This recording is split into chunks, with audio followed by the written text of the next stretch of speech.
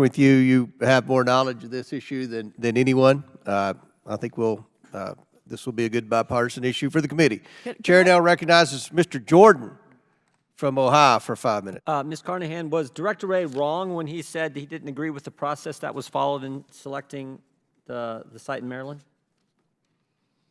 I asked my general counsel to look into all of the concerns that were raised in Director Ray's letter, and they found those to be without merit. He says we have concerns about fairness and transparency in the process and GSA's failure to adhere to its own site selection plan. So he didn't just say there were problems. He said you didn't follow your own rules. And you say that's not true?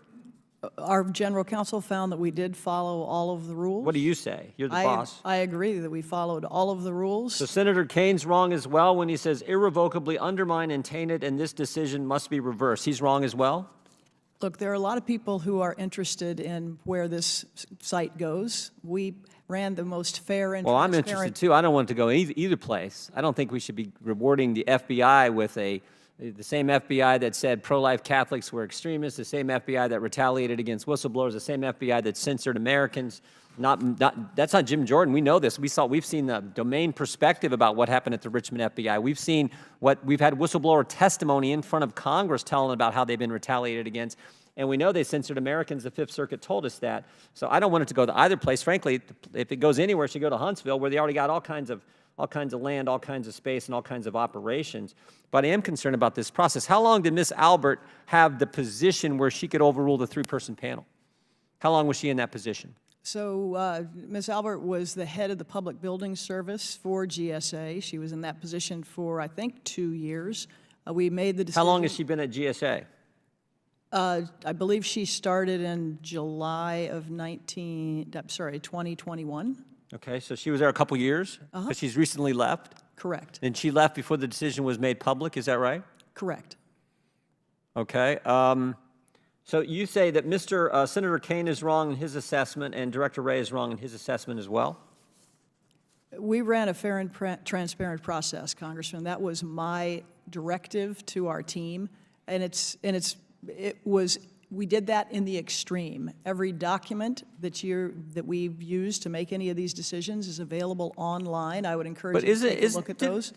Correct me, maybe I'm wrong, but didn't a three-person panel looked at all of this and they made a decision, and then that was overruled by Ms. Albert, who had been at GSA for all of 2 years, and then she left. After she overruled, she left before you guys make the decision public. Isn't that how it played out? So I want to just focus on a term that you're using, and that is overruled. The normal process for GSA when it makes site selections is to have a panel that makes some recommendations. They look at a lot of things and they recommend.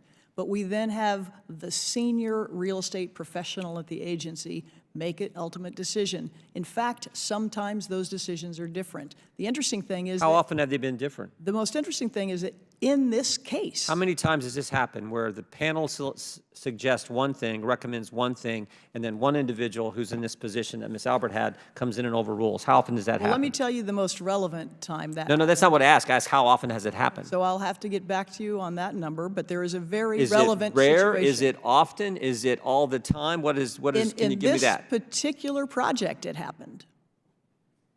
Because in 2014, when all of the sites were looked at originally, there was a panel. It down-selected dozens of sites to 3. Mm-hmm.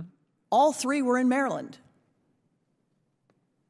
Okay. The Site Selection Authority, over that, the equivalent of Miss Albert, decided that wasn't right and picked 2 in Maryland and 1 in Virginia, the site in Springfield. So in this project, there is a history. That still begs the question I'm asking. So you've had it happen twice in the same project. How often does it happen anywhere else? That's an important answer for us to have. And when we're evaluating how you did this, particularly in light of what the chairman and Mr. Conley just said, that there's going to, and I assume the ranking member agrees with this too, there's going to be an inspector general investigation in all this. So we kind of like to know that answer. It's a pretty important fact. If you say if it only has happened twice and it happened on the same issue, this FBI headquarters, which many of us on this side don't want going to either Maryland or Virginia, frankly, in light of what the FBI has been up to regarding the American people. That's pretty important, and I agree with the chairman. I think an Inspector General investigation is exactly what is needed to get to the bottom of this. And if we find out this hardly ever happens, but happened twice with the FBI headquarters, holy cow, that I think tells us something in and of itself. And my time has expired, Mr. Chairman. I yield back. Thank you, gentlemen. Chair now recognizes you or the ranking member for 5 minutes. Thank you, Mr. Chairman. Well, we've seen some very strange, indeed bizarre bedfellows jumping in together in this cause. We got some people who started out by saying they want to dismantle the FBI brick by brick and destroy the agency. Our distinguished colleague, Mr. Jordan, seems to have made a career of trying to disassemble the FBI. He wants the FBI headquarters in Huntsville, Alabama, apparently. And then we've got some disappointed applicants from Virginia who are trying to attack the whole administrative process by which they were entered into it in the first place back in 2014, as Ms. Carnahan just explained. So why don't we try to get back to the law here and what the administrative process really is? Because the administrative process came up with a very clear result, that the Greenbelt site that was chosen by the Site Selection Authority has the lowest overall cost to taxpayers, number one. Number two, the Greenbelt site is the most transit-accessible site due to its short walking distance to the metro and commuter rail. It offers the greatest opportunity for the government's investment to positively affect the Washington region through sustainable and equitable development, and so on. There are 5 criteria set forth, and the Site Selection Authority chose the Greenbelt site. Now, my friend Mr. Jordan and Mr. Conley pounced on the deliberations of the panel. So what we need to look at is, well, what's the relationship between the panel and the Site Selection Authority? Now, if I understand you correctly, Administrator Carnahan, back in 2014, the panel then unanimously advanced 3 sites, all of which were in Maryland. But the Site Selection Authority overruled the panel in their language. Of course, it's not an overruling because it wasn't a decision in the first place. It's just a recommendation. But the Site Selection Authority said, thank you for your advice. I'm going to add one more candidate from Virginia, which is the Springfield site, and then we're going to advance that to have all 3 looked at. Then the panel comes back and says, well, we happen to like the Springfield site, but the Site Selection Authority, which is charged with your decision-making power over this exclusively, and everybody agrees that's what the process is, says no, the Greenbelt site is the one that conforms to these 5 criteria. Now, we've got to have some way of making these decisions, otherwise the Congress of the United States is going to be involved in every occasion in which you're making a decision about where to place a federal agency or department. How often does this process take place with a panel and a Site Selection Authority? Is that a rare occasion, or does that happen frequently?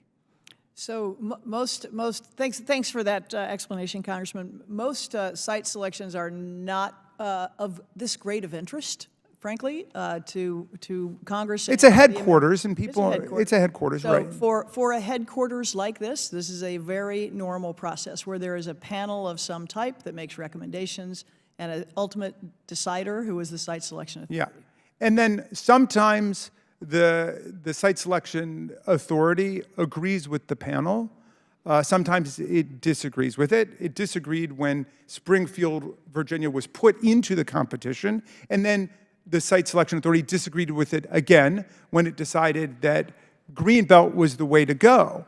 Well, what about this idea that there's somehow some kind of conflict of interest in the Site Selection Authority, because the Site Selection Authority worked for WMATA, which is an agency that serves Virginia, Maryland, and Washington, D.C., or that there's some kind of conflict of interest because the Site Selection Authority has a career in government and became the deputy mayor, not of Greenbelt, Maryland, but of the District of Columbia. Do you see a conflict of interest there? No, sir, and we fully vetted Ms. Albert's relationship with Ramada when she joined GSA, and subsequent to the FBI director bringing up concerns, we had legal counsel look through that again and found no conflict. These, as you said, are public entities with no interest, financial interest in any way. All right, I want to apologize to you that this hearing, which should really be about how we can serve the taxpayers of America better, has been derailed for a whole coalition of partisan, political, and parochial purposes today. But in any event, you're doing a good job, and thank you for sticking with the administrative process and with the rule of law such as it is. I yield back to you, Mr. Chairman. Gentleman yields back. I have to defend my friend, Mr. Conley. I believe he's acting in a bipartisan way, not a partisan way. Chair now recognizes the gentleman from Alabama, Mr. Palmer, for 5 minutes. Thank you, Mr. Chairman. Ms. Carnahan, some of the questions that I have about the whole situation with federal properties has to do with workforce, which you really don't have any control over. The low productivity that we're now seeing in the federal workforce because of the failure of so many employees to actually report to the office. My friend and the chairman, Mr. Comer, pointed out that it found that 17 out of 24 federal agency headquarter buildings were less than 25% occupied. Now, what I want is for people to come back to work, and if we don't need them, we need to reduce our workforce. But if people are not going to come to work, and we need to reduce the workforce, one way or another, we need to consolidate some of these holdings, determine what we really need, and then divest our portfolio of the balance. Have you given any thought to that? Or even repurpose, and I'll come back to that in a moment. Yeah, yes, sir. This is exactly what we're working on. I mentioned we have a national portfolio review that's been done, and we last week announced that we want to dispose of 23 properties just as a down payment to get started on this. They're scattered around the country. It's a reduction of 3.5 million square feet of space, which is a lot. I want to ask you. Cost avoidance of over $1 billion. Well, there's other opportunities too. You could convert those facilities into other, for other uses, and we did that with the old post office. Correct. Prior to that, I think we were losing about $6 million a year in maintenance costs, maintaining basically an empty building, and then this committee approved a contract with the Trump organization to convert it to a hotel, and then we turned that around by $9 million a year to a plus $3 million per year in revenue. So are we looking at opportunities for conversion in that regard? So there are some conversions like that. There are other examples also in Washington. The Hotel Monaco was another one where we call it an out lease, Right. Where we have a long-term lease with someone to run a property. But you've got the Hotel Monaco and you've got the Trump Hotel, which was a great success, but there are probably other buildings that could be used for other purposes.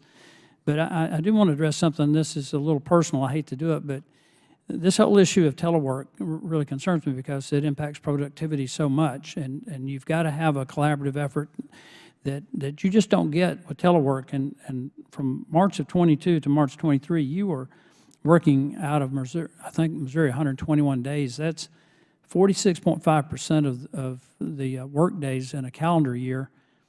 You traveled 34 days. I think that's fine, but there were another 64 days that you did not appear in person in your office. So that's 71% of the calendar work days. Do you not need to be in your office? So thanks for that question. Look, DSA has leaned into telework for 20 years through multiple administrations. I understand that, And the but not result- like now, not and the like res- now. And the result that we've seen over this period, in the last 10 years, we've been able to shrink our footprint, our real estate, by 43%. But because of that's that, not the and question. saved $300 million. I understand, and this is why I set this up and said I'm really going to ask you about something that's out of your purview. But when you talk about shrinking the footprint, that doesn't address the issue of are you getting the job done, and has productivity increased or gone down? And Madam, productivity in the overall workforce in the United States is at levels lower than what we've seen in 40-something years. So I think we've got a couple of problems here, one of which you're trying to address, and I'm very appreciative of what you're trying to do.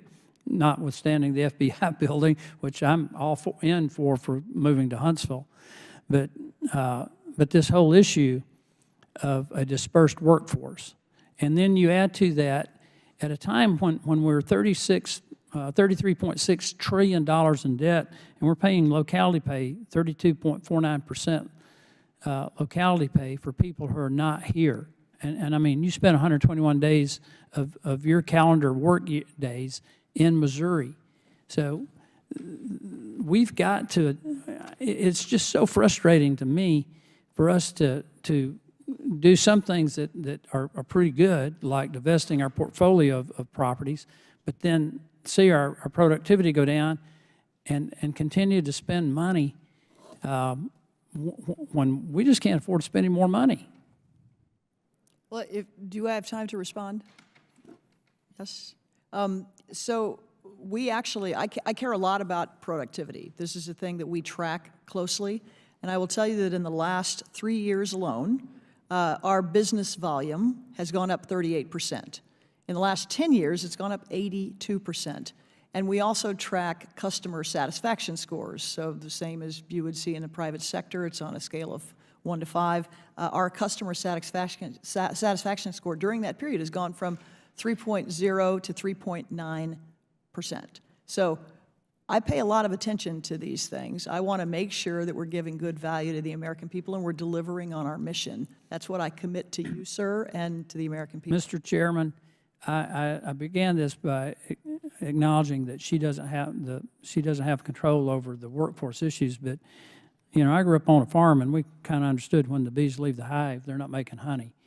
And the GSA may be doing great work, working remotely, but I don't think that's true across the entire federal workforce, and you can't do anything about it. All you can do is dispense with the property. I yield back. Gentleman yields back. Chair now recognizes the gentleman from Maryland, Mr. Mafume, for 5 minutes. Mr. Chairman, thank you, and thank the ranking member for calling us together on this. Administrator Carnahan, it's good to see you. To say the very least, you have a tough job, and a job that oftentimes goes without a lot of thanks. So I want to, at least on behalf of this member of the committee, thank you for the way you have proceeded in leading the GSA and for your willingness to be very transparent and open before this committee and other committees about a lot of things that we are all interested in but don't always understand. I had hoped that we would spend most of the day talking about consolidation of federal properties, the disposal of federal properties, and the occupation rates or the lack thereof, and what kind of cost savings could be gleaned for the American taxpayer. I'm particularly interested and would like to get at another time a detailed sort of orientation about the disposal of lease space and rent space and the plan that you have put together that will save $60 billion over the next 10 years. It's very, very important, and I want to come back to cost in just a moment to make another point. Mr. Chairman, I do want to say something about this matter that has come up a couple of times about relocation, and I'd like to ask unanimous consent that GSA's 40-page decision document be entered into the record of this committee in this hearing, and I would ask also unanimous consent that the support letter and the reasons for the very strong support across the country, particularly by the National Urban League and the National Action Network, also be entered into the record without objection, I hope. Without objection on both items, so ordered.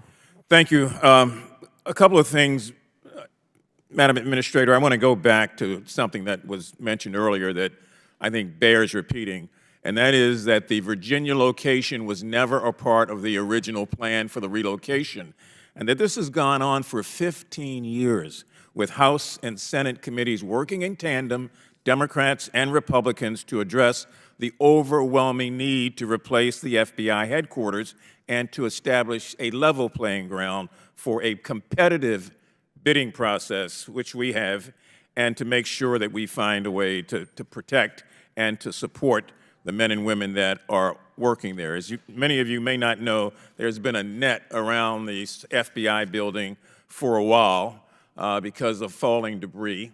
There was a employee there just a week or so back that had the ceiling and parts of it fall on their desk while they were working. It is not a digitally friendly building in terms of its conversion to do and be what it has to be to compete and to guard against threats that take place in this country. And without this sort of new emphasis and new opportunity, we risk the chance that we could fall further behind. This is mind-boggling to me, but I would think, if nothing else, we'd have to make sure that this particular agency is empowered to do what it has to do. Now, a couple of quick things about this selection. Madam Administrator, Greenbelt, Maryland is the most accessible of all of the locations. Is that correct? That's what was found by the Site Selection Authority. It's right on a metro line and a transit line, and the site in Springfield was about a half a mile And long. Greenbelt provides, by that same committee, the greatest schedule certainty. Is that correct? Did you know it? That's correct, because it doesn't require relocating existing tenants. And Greenbelt offers the greatest opportunity for the government's investment to positively impact the greater Washington, D.C. area, both on the Maryland side and the Virginia side. Is that correct? Yes, sir. And Greenbelt has the lowest overall costs to taxpayers. The total project was to acquire and to build the building was, I think, at some point estimated to be $26 million. That's gone up over time, but in comparison to the Springfield, Virginia site, it significantly dwarfs it in terms of cost savings. Is that correct? Yes, sir. Is it correct that the Senate has set aside over $300 million for this project, that money is already there through appropriations? There is some money that's already been appropriated. Yeah, I think it's 375, but we'll get it accurate. And is it true that the aggregate savings by having this building built and located where you have and your committee has decided saves $1 billion to the American taxpayers? Is that correct? I'm not sure where that number comes from, but we did determine it was the lowest cost for taxpayers. And I will share with you and the committee where how that number was derived, but it is a significant cost. And so if we're really concerned and really conservative here about making sure that we are spending taxpayers' dollars efficiently and effectively, and we've wasted, as we have, 15 years of trying to make a decision, and if our law enforcement agency, the FBI, is outdated in terms of its capability because of limitations of its current space, it just seems to me that the best thing here is to find a way to take advantage of what has been a very, very, very transparent process. It has gone through every sort of disclosure, and everybody has looked at it, and not everybody is happy with it, but at some point in time, we can't please everybody. So I want to thank you, Madam Administrator. This was not meant to be the topic of the hearing, but it's important for the record, at least, that we all understand how we got to where we are, and I hope that the chairman will indeed bring you back again for some of these other questions. Gentleman's time's expired. Chair now recognizes Mr. Groffman from Wisconsin for 5 minutes. Yeah, thank you. GSA's Office of Evaluation Scientists is expending taxpayer money conducting a study at OPM's request to determine the effectiveness of DEI training on federal workforces. First of all, do you know about how much that's going to cost? I do not. Okay. Could you comment on what you're trying to determine there, what your metrics are, what the goal of this stuff is? So I'm not familiar with the study that you're referring to, but happy to learn more and circle back with you. I assume it's about just generally DEIA, but I don't know specifically. Okay. I'll try again. Maybe you can answer this one. Academic research has found DEIA and anti-bias trainings to be expensive with no gain. Why is the federal government spending taxpayer dollars on a new evaluation to prove that its DEIA trainings are any different instead of relying on already available research? So again, Congressman, I apologize that I'm not familiar with the study, but I'm happy to circle back with you and your team about it. Can you comment? I'll give you one final question, then we'll go on to something else. What's the purpose of rigorous DEI training in the federal workforce? What is the purpose of it? Well, I can speak for myself. The American taxpayers and all of Americans deserve a government that represents them. and government is better when it represents all the people. And so understanding that and making sure that we are reflective of that in our values as agencies, I think is important. As to the study that you're talking about, I will tell you I'm not sure what the scope of it is, but I will definitely look into it. Well, I'll switch to telework here. Occupancy rates of the federal office buildings are very low, with GAO noting that 17 of 24 major agencies are less than 25% occupied, which is kind of amazing. Why are taxpayers footing the bill to maintain millions of square feet of office space when less than a quarter of it is being used in many cases? Yeah, Congressman, I agree with you. We need to figure out how to optimize and shrink the federal real estate footprint. That GAO report also said the biggest obstacle to GSA being able to do that is access to the Federal Buildings Fund.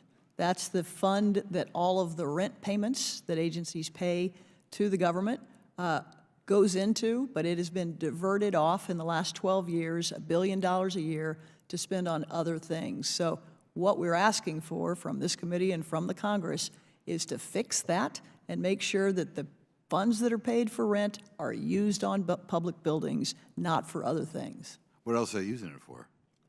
That's a question for the FSGG committee, but they allocate it otherwise within that appropriations subcommittee.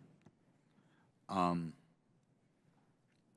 ask you to expand a little on that, because when you say some of the major agency headquarter buildings, only 25% is used. Do you have any idea how long this has been going on?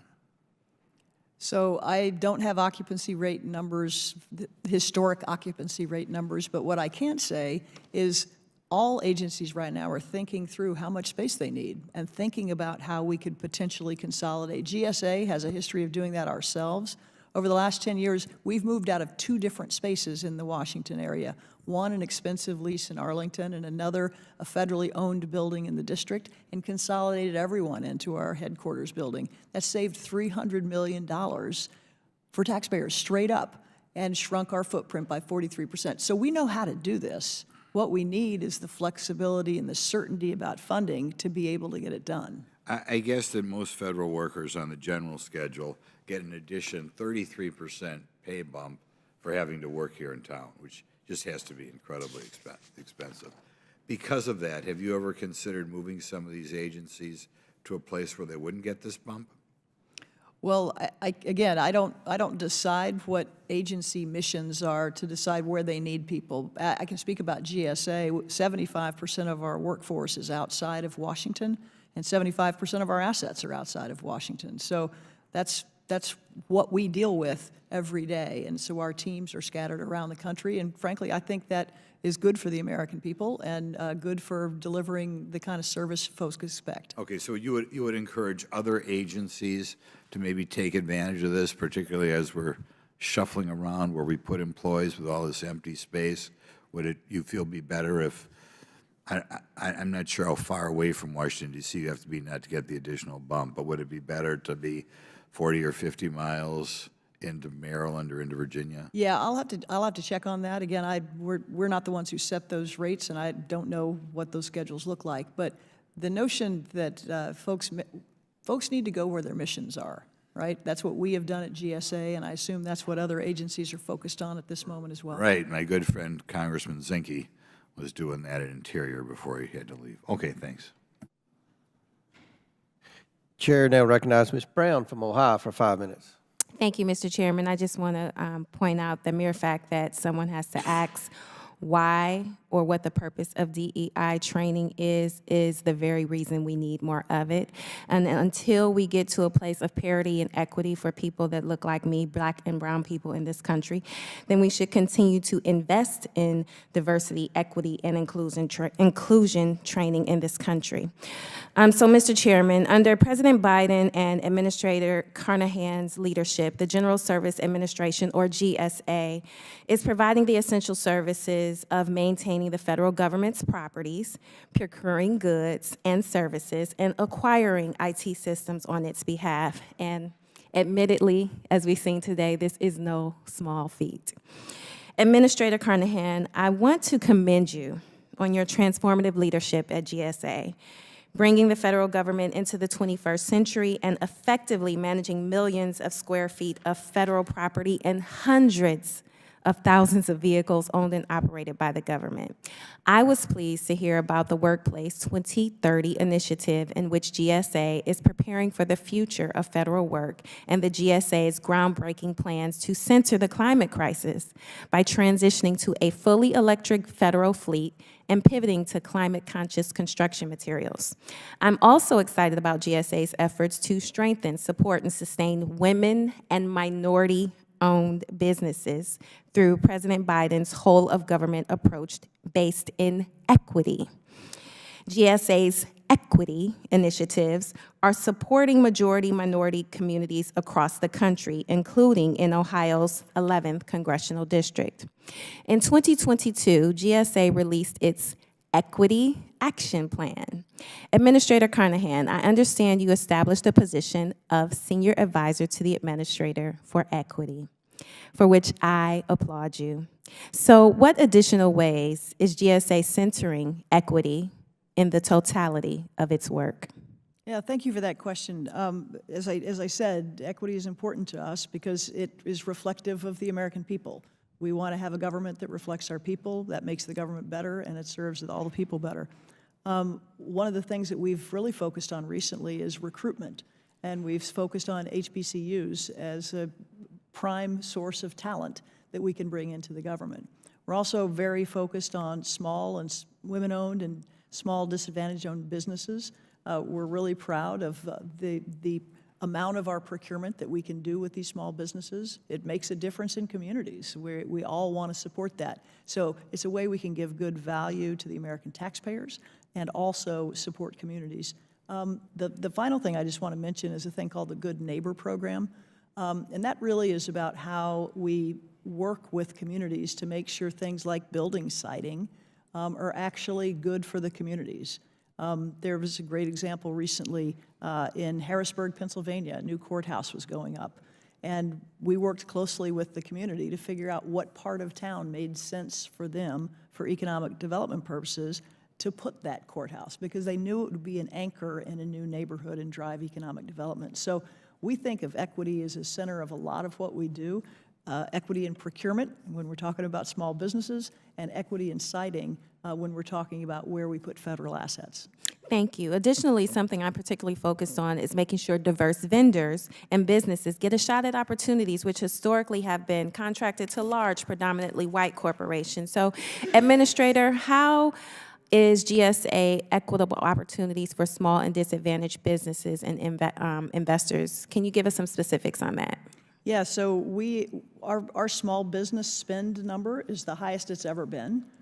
It's about, our total spend at GSA was about $20 billion, and I think somewhere in the 40% range was small businesses. And so we take this very, very seriously because we know we can get basically a double win, both a good value for taxpayers and having the economic benefit for those communities that we want to support.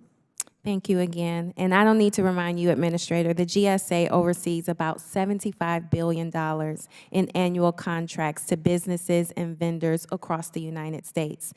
It is critical this funding be awarded in an equitable way, recognizing the importance and worth of Black and brown businesses, underserved communities, and women-owned initiatives.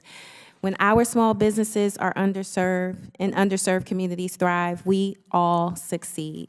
So thank you again for the amazing work that you've been doing, and thank you again for coming before this committee, Administrator. And with that, I yield back. Chair now recognizes Mr. Burleson from Missouri for 5 minutes. Greetings, Mrs. Carnahan. Good to see you. You know, being a Missourian, I'm sure you're aware of Cerner, the former company out of Kansas City. I worked as a consultant for them and others for 20 years and saw really a revolution happen after COVID of employees being able to work from home. And the concern from the private sector was that productivity would decline. Remarkably, it did not. It actually improved. And so I was encouraged to hear that you talk about that you keep count of, or an account of the productivity from some of the these agencies. And I wanted to hear from you if you could elaborate on what systems or methodologies and software that you might be using to actually account for the productivity. Yeah, thanks for the question. And we're just focused on GSA when it comes to our productivity numbers. So just your Yeah, agency so specifically. I know that OMB and others will be looking at those numbers and gathering them from other agencies. But yeah, GSA's, as I said, leaned into telework and remote work for 20 years, like through multiple administrations. And we have been very intentional about making sure we see the results of that, both reducing our footprint, saving money, but also better business volume. And as I said, business volume has gone up 82% in the last 10 years, 37% in the last 3 years, which was the most remote the agency's ever been. And our customer satisfaction scores have gone up. So for us, those are the metrics that really matter and we pay close attention to. Thank you. And so your own office that you occupy, your office space for GSA, given the remote work that you're now implementing, is there any plans to reduce the footprint of GSA's office space? Yeah, we are thinking about that all the time and talking to other agencies about how we can either, share a space, move out of that space and have somebody else in that space. And so there are lots of conversations going on.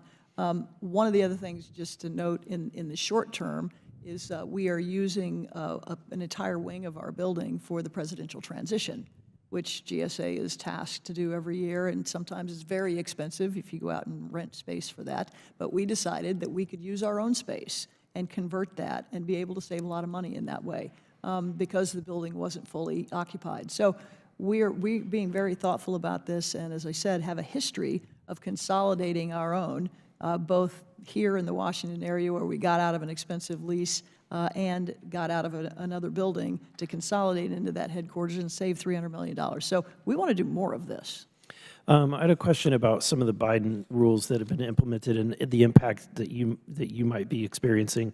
So I know one of them was to require project labor agreements going forward. How has that impacted your decision-making process?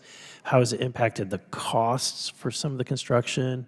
And then finally, how would do you have a waiver process, or how do you go about that? So obviously, we are all in for trying to make sure there are good American domestic jobs, union jobs, whenever we can, and using the government's buying power to reflect that. In some places, that's easier than others, but in all places, you can make sure that there are certain contractors that are doing right by their workers. And so we do have teams that think about this, ask about this, and there are, if it's unavailable, then there are waiver processes. But Okay. as a first choice, we want to use that. So I mean, you come We from give rural we Missouri. give a preference. If it, Yeah, right. your family comes from rural Missouri, and so you're aware there's some pockets that just will not have that presence. So Right. it's good to hear that there are some waiver opportunities. My other question has to do with the electric vehicle mandate, and again, being from rural Missouri. My question has to do with, what are the increased costs for the agencies that are now converting to electric vehicles? Is it on average over $10,000 per vehicle? Is that a safe estimate? Yeah, so I can get all those numbers for you about what the cost differentials are. But the thing that is important to note that all of this, you mentioned the word mandate, and that's not exactly how we're thinking of it. It's really mission-driven. So for agencies that have a use case where an electric vehicle could make sense for them, we are helping them get those. So we're not forcing these on any agencies. Agencies are deciding that they want to do it, and we're helping them procure them at good cost. And within rural America, you'll provide waivers for places where there are no EV stations or it doesn't make sense? Yes, so again, the agency decides what its mission needs are, right? And then they come to us and we help them get vehicles at the best price. So we're not telling them who in their agency needs what kind of vehicle. They're making those decisions and we're helping them buy. Thank you. Gentleman's time has expired. Chair now recognizes Ms. Lee from Pennsylvania for 5 minutes. Thank you, Mr. Chair. This country is riddled with division and inequity that are entrenched in our policies, laws, and institutions. these entrenched disparities leave so many of us out of the conversation, out of opportunity, and out of the room where the fate of our communities are decided. Before my Republican colleagues get triggered by the word equity, I want to remind them that this conversation is about many of the things they claim to support: the power of local voices, the inclusion of rural communities, and the well-being of people in their districts as well as mine. Members of underserved communities, many of whom have endured generations of discrimination and disinvestment, still confront significant barriers to realizing the full promise of America. Black and brown people, indigenous people, LGBTQIA people, disabled people, and others are so often forgotten or intentionally left behind. The federal government has a responsibility and a duty to make every effort to remove these barriers, and they must take a whole of government approach to do so. Administrator Carnahan, I want to ask you a few questions about some of the initiatives GSA is focusing on to advance equity. How does GSA's Good Neighbor program support local community goals, economic recovery, and environmental justice? Yeah, thanks for that question. But I'm really proud of the Good Neighbor program. It's something that you would expect the federal government to do this all the time, but historically it has not always happened. And so it really is about, I think, intentionality, about figuring out how we can be positive drivers in communities. There's been a long history of federal government taking activity that's divided communities, whether it's in transportation access or highways going through neighborhoods. But we know that the part that we play, which is citing decisions that impact communities, ought to be done talking to communities. They're the ones who know what they need and where they can make urban planning decisions that can transform neighborhoods. So that's what we do. I will say that in one area in particular that we're focused on is in the tribal land. We got a significant amount of money in the bipartisan infrastructure law to invest in border crossings at the northern and southern borders. Some of that goes through tribal lands. And so to make sure that we are dealing with those nation-to-nation relationships in ways that are appropriate, but also get good value for taxpayers. Thank you so much. And so GSA expanded this program significantly in 2022, correct? Yes. Awesome. How else is GSA ensuring its public building footprint is contributing to the prosperity and environmental justice of local communities? Well, as I mentioned, we're very serious about citing decisions that we make. I mentioned earlier today that in Harrisburg, Pennsylvania, for example, your home state, there was a new courthouse that was put up. And it was in collaboration with that community that the area of town was decided on, because it was an area that hadn't been always invested in, and now is going to be an economic anchor in that part of the community. And so that's how we can make a big difference as the federal government. We use our power both in buying things, but also placing assets to help communities grow. Thank you. GSA is also conducting a first-of-its-kind evaluation to assess the effectiveness of equity efforts across American Rescue Plan programs. Administrator, has this evaluation provided any insight so far, and how will its findings be used to improve other programs? So I think there was a reference earlier to that evaluation, and I'm just not familiar with it, but I will find out. Thank you. And circle back with you. Thank you so much. I appreciate that. One of the many problems facing so many of these marginalized and underserved communities is the inequities in technology design and delivery. This means that those who most need government services will often have the most difficulty accessing them. GSA has indicated that improving this is a priority to better serve our communities. How is GSA implementing this priority, and how is it making a difference for constituents in districts like mine? Yeah, thanks so much for that question. You know, this is a thing that's really important. Like, government doesn't get to choose its customers, right? It's our job to serve everyone, which means not only do we need to focus on security and privacy and ease of access, but also accessibility, and to ensure we get that right. There's a particular thing that we've done at GSA to create shared services so other government agencies can do this relatively easily, because we've helped pave the way. It's a thing called the U.S. Web Design System, which essentially, think about it like if you're going to set up a website for the government, you can go to, think of it like a hardware store that has all the bits and pieces that you would need to create a website, but it ensures that it's accessible for everyone. And so that's the kind of thing that we're trying to focus on when it comes to shared services, and it gives better service to everybody. Thank you. I can't overemphasize how critical it is that GSA and all federal agencies continue to advance equity in everything they do. Administrator Carnahan, I just wanted to thank you for your testimony. I look forward to seeing your agency's work implemented to elevate underserved communities and bring us closer to equal opportunity that we all deserve. I yield back. Chair now recognizes Mr. Gosar from Arizona for 5 minutes. Thank you very much, Mr. Chairman. Ms. Carnahan, as you know, government property designated as surplus can be sold to local and state governments and the public. Given the fact that teleworking has significantly increased over the past few years, has the amount of surplus property sold increased at the same rate? You want her? I'll recognize. So as I mentioned, Congressman, just last week, we announced 23 properties that we want to put on the disposal list, and that would be a cost savings of $1 billion and a reduction of 3.5 million square feet. I get that. Now, I guess my point is you know, we're talking trillions in these debts that we have.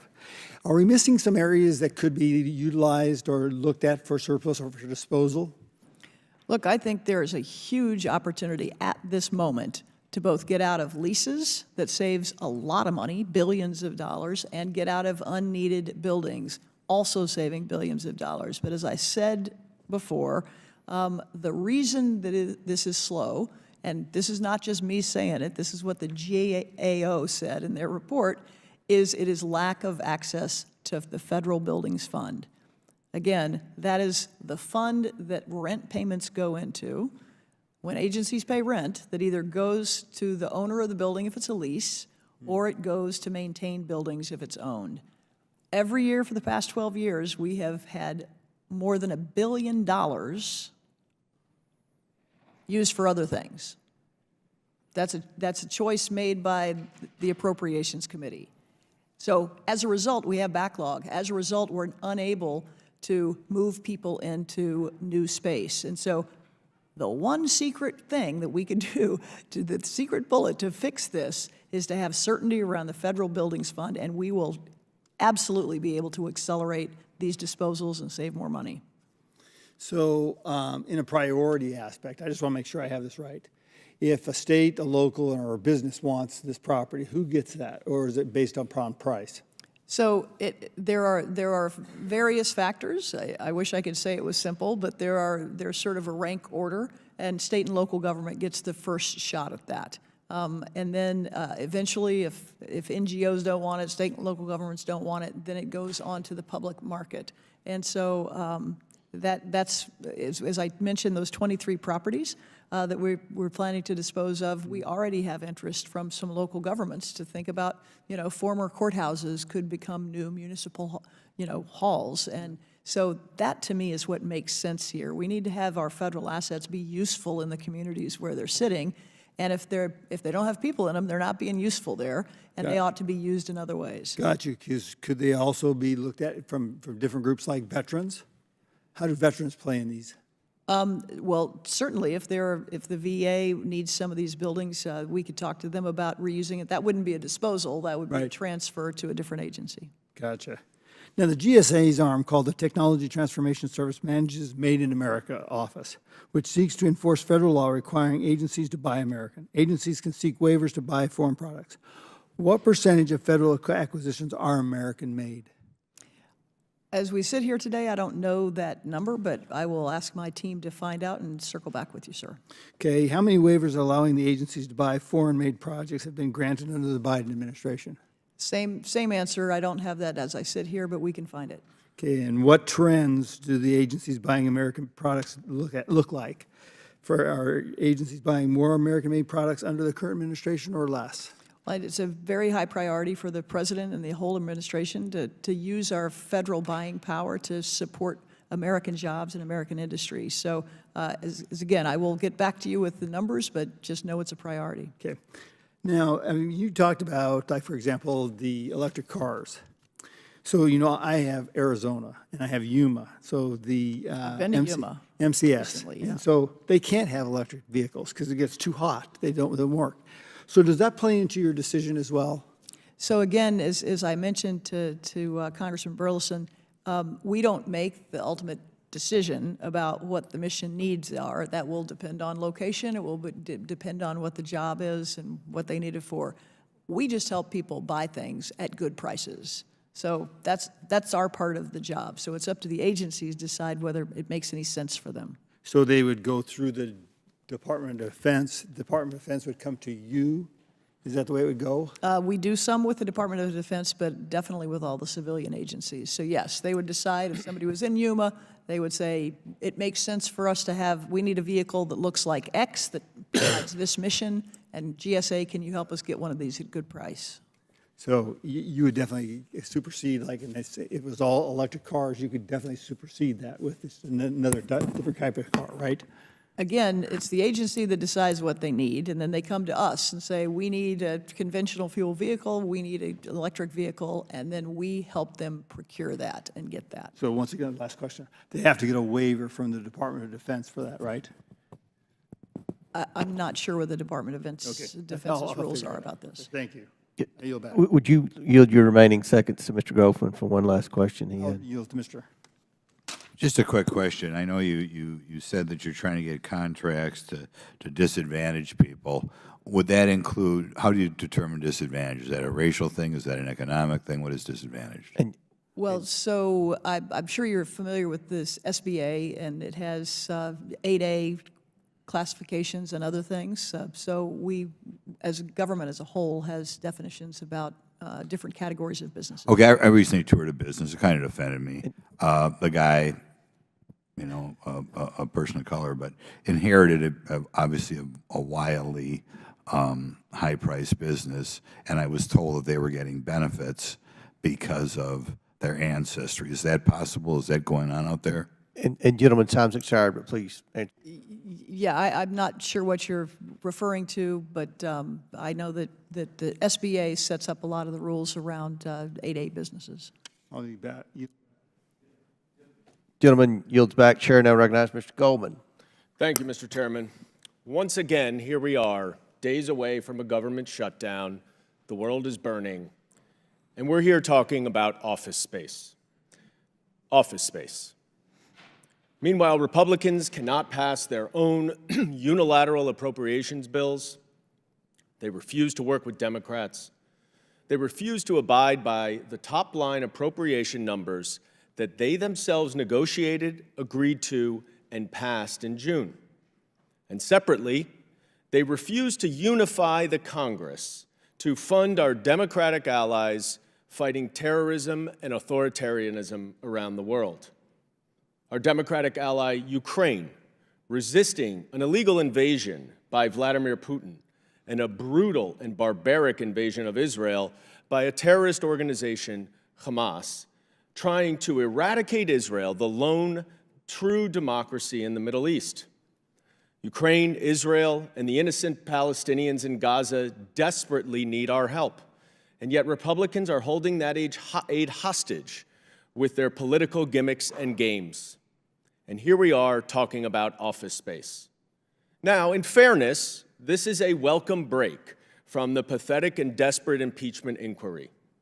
It appears as if the chairman has at least acknowledged that the first and only public impeachment hearing was such a bust that he doesn't want to do it in public anymore, because God forbid the American people would once again see what a sham it is.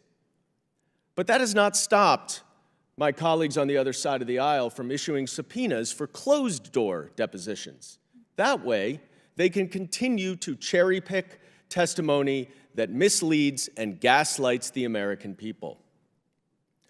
Now, over the past couple of weeks, since October 7th, I have met with numerous families of hostages in Gaza who are searching for any information about their loved ones held in captivity.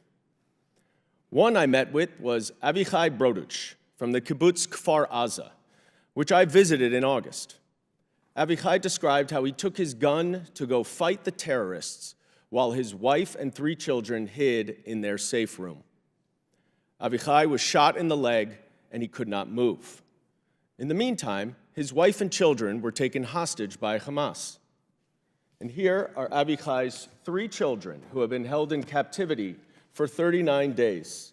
Ofri, age 10, Yuval, age 8, and Oriah, age 4. Now, inside a neighboring home, belonging to American Israelis Smadar and Rohi Adar, Hamas terrorists murdered Smadar in front of 2 of their 3 children, ages 10 and 6, who she had placed in a closet to hide and ultimately to save their lives.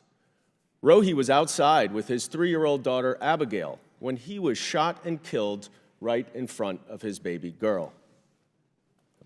This is Abigail. Now, Abigail somehow got away and ran to Avichai's home, where she was also kidnapped with Avichai's wife and 3 children, and they all remain in captivity, at least we hope. Now, I've had the opportunity to meet a couple of times over the past few weeks with Elizabeth Naftali, Smadar's aunt and Abigail's great-aunt. She is absolutely devastated with grief, fear, and worry about her little niece Abigail. She barely sleeps, has difficulty eating, and is frequently overcome with grief that she cannot even get out of bed. So what did the committee Republicans do last week with Ms. Naftali? They did not reach out to her to see how Congress could be of assistance to her as she grieves and waits for information about Abigail. No. Instead, the majority subpoenaed her. That's right. The chairman used the awesome power and authority of the United States Congress to target Ms. Naftali as part of his fishing expedition against Hunter Biden, allegedly because Ms. Naftali may have bought some art. Look, we know that our colleagues across the aisle are desperate to find some actual evidence of wrongdoing to justify their failed impeachment inquiry. But even under these desperate circumstances, I am still shocked and disappointed that you have targeted someone grieving from the horrific attack of October 7th for your impeachment investigation. Mr. Chairman, this subpoena is beneath the Congress of the United States.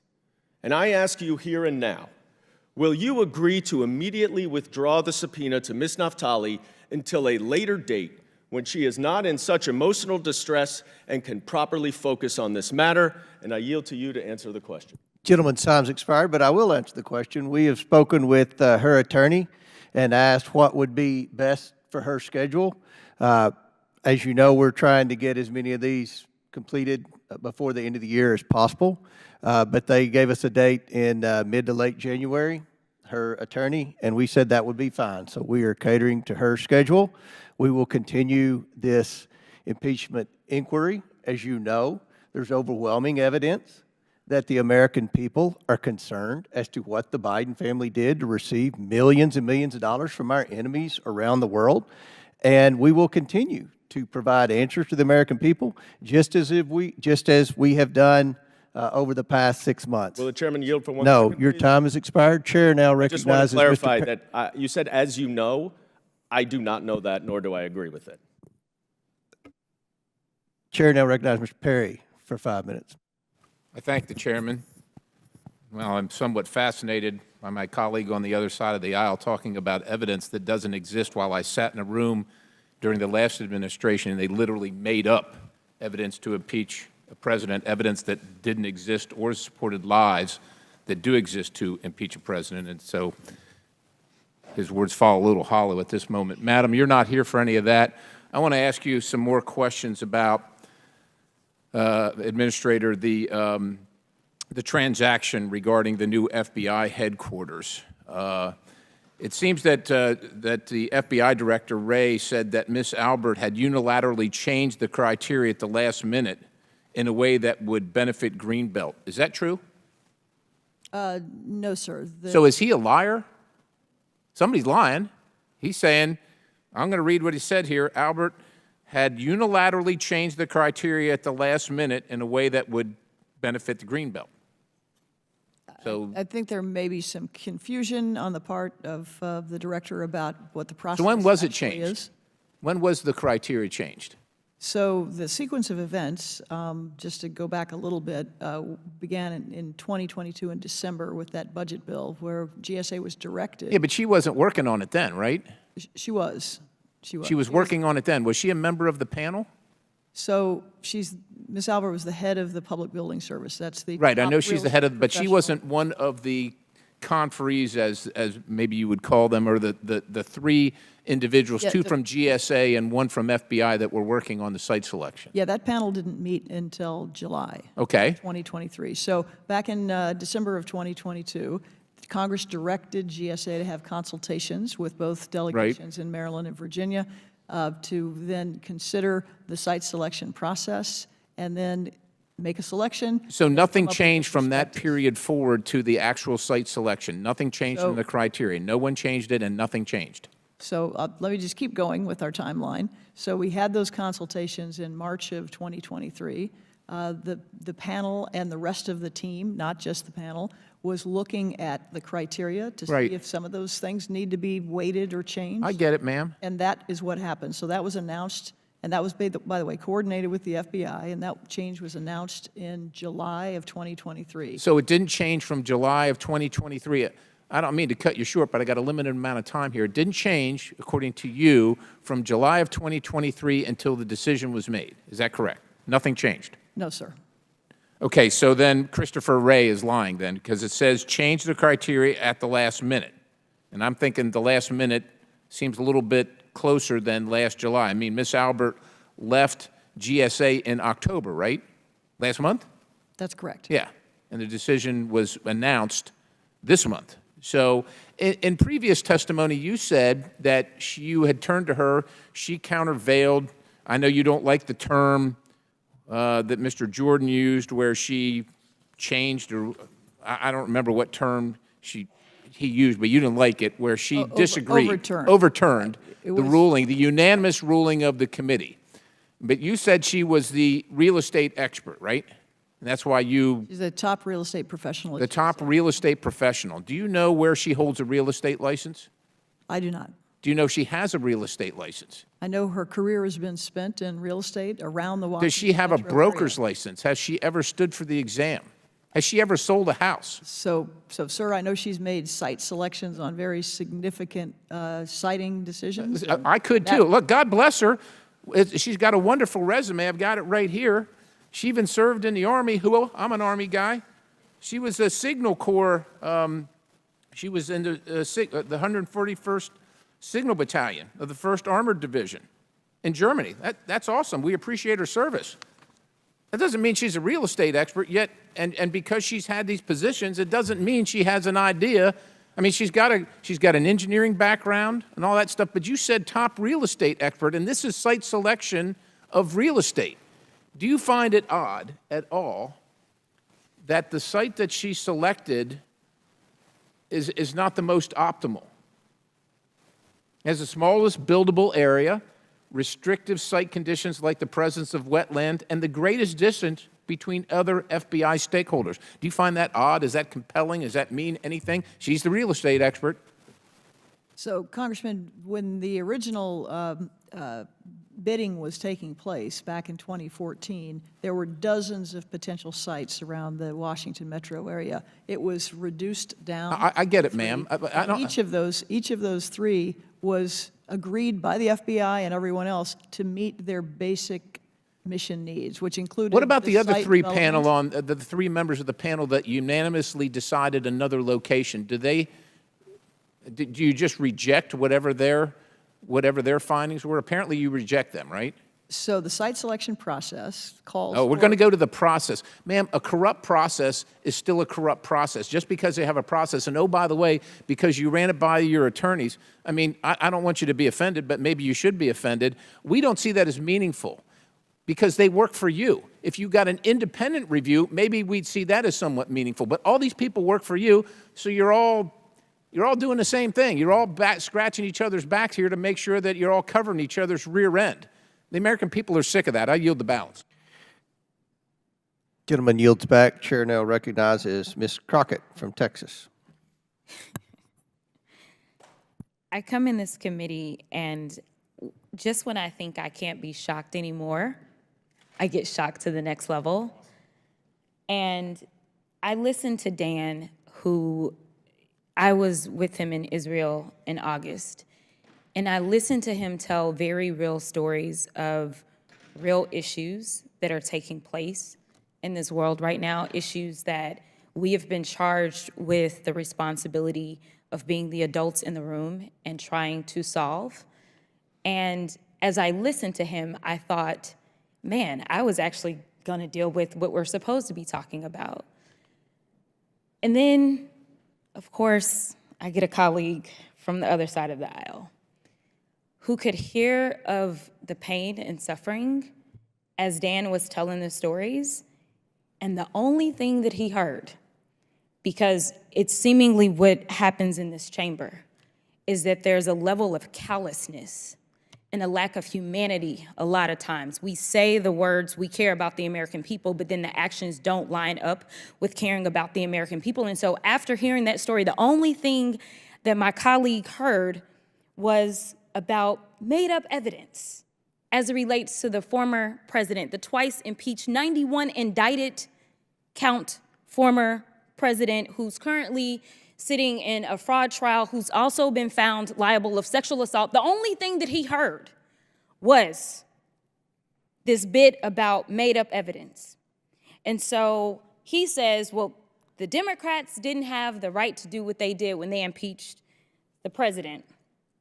I disagree. And it looks like at least 4 grand juries feel like they've got some evidence, or maybe that's made up as well. Or maybe once the convictions come down, which there will be a conviction in some territory, I say that with all confidence as someone who was practicing law for 17 years. I'm sure they will say that that was made up. I'm sure that they don't believe the co-defendants that have come out and pled guilty as it relates to the charges in Georgia, and I'm sure they think that that's made up. Just like they said that January 6th was made up after they ran for their lives, and I'm sure that they believe that the convictions that came out of January 6th, those were made up too. But let me tell you what's not made up as they live in their fairy tale world. What's not made up is that the government has a looming shutdown in 3 days, and they decided to drag you in and talk about the job that you're not doing. And before I go into it, I do appreciate the work that you do, especially as a girl that grew up in St. Louis, Missouri, and fondly remembers the better days of Missouri when your father was the governor. So I will tell you what is not made up and what is real life. Number one, I want to recenter us on what it is your job is. Your job ain't got nothing to do with telework last time I checked. Is that true or not? That's correct. Okay, all right, because I don't know how the American people are going to get this straight when the members of Congress can't really figure out what your job is. So that's not your job. But you deal with a lot of real estate. So I just want to zone in on that because I don't have too much time left. But for those that don't understand, there's government leases, and most commercial leases go for more than a year, say, right? Yes. Yeah, usually more than maybe even 2 years, right? Yes. Usually a commercial lease is a very long-term lease, correct? And the price usually goes down the longer the term. Absolutely. So typically you're inclined to sign a longer lease, all right? But none of us saw COVID-19 happening. And while we are centered on talking about telework, it is really important that we zone in on something that you've said over and over and people are ignoring you. You said what makes it difficult for you to do your job is a lack of certainty.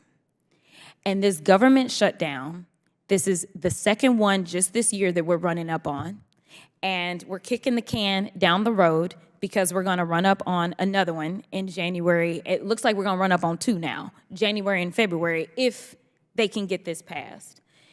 Can you please explain why a lack of certainty has a negative impact on you doing what you are charged to do for the American people? Yeah, thanks for that question. You know, real estate is a long-term thing. When you're buying a house or you're buying a piece of property, you don't just do that overnight. You have to plan your finances to make sure that it works.